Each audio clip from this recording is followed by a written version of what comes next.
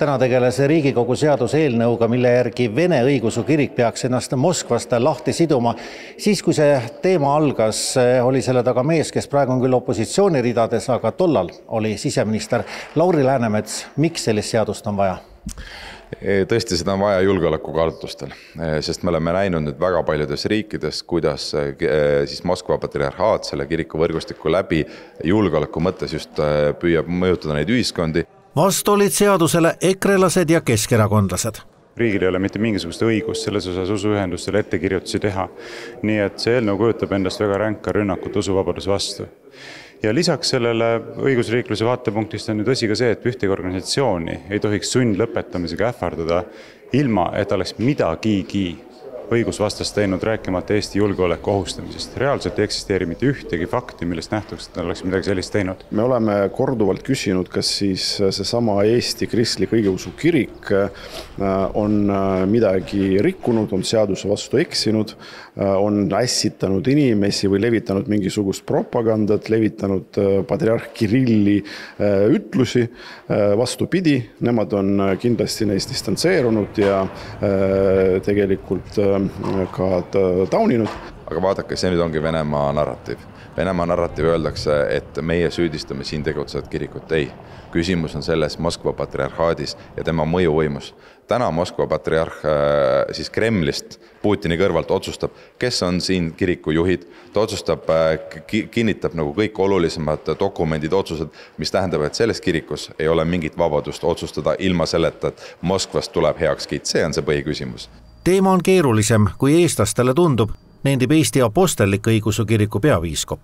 Usklikutele ja võib-olla vene õigeusklikele eriti on usuasjad väga olulised. Seda ilmalikus Eesti ühiskonnas võib-olla alati ei tajuta, et need on kindlasti olulised küsimused. Aga kui suurt mõju see avaldab, kuidas, selleks ei ole meie pädevad vastama. Või meil lihtsalt loota ja palvetada, et midagi suuremaid eksesse ei tule. Vastuhääletajate seisukohti lugedes võib aga tulemuseks olla vaatet ülestõus, kui mitte uus pronksiöö. Kokkuvõttes on valelik lihtsalt see jutt, et sellega parandatakse Eesti julgeolekuolukorda, sellega tegelikult tekitatakse juurde sisemisi ja väliseid julgeolekuohte, mis on vastutustundetu. Huvitav, et EKRE seda siis valimisõiguse muutmisel või äravõtmisel ei öelnud, et see puudutas palju rohkemaid Vene kodanikke ja mittekodanikke või Vene rahvusest inimesi. Aga ta ei ole, et oli ka teine võimalus teha nii nagu Läti.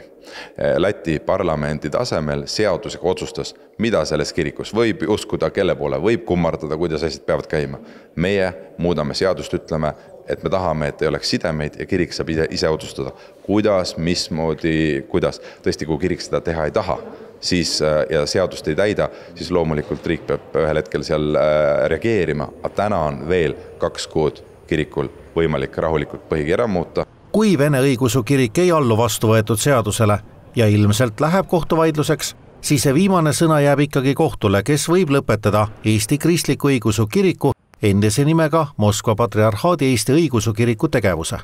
Kogudusi on oma rüppe kutsunud Konstantinoopolile alluv Eesti Apostellik Õigeusu Kirik. Tegime selle pöördumise, sellele niisugust positiivset vastust me saanud ei ole. Pigem kirjades vastati nagu poleemiliselt ja meie ajaloo arusaama vaidlustades. Aga see oli võib-olla selline esimene reaktsioon, et me näeme, kuidas asjad kujunevad, see alles selgub.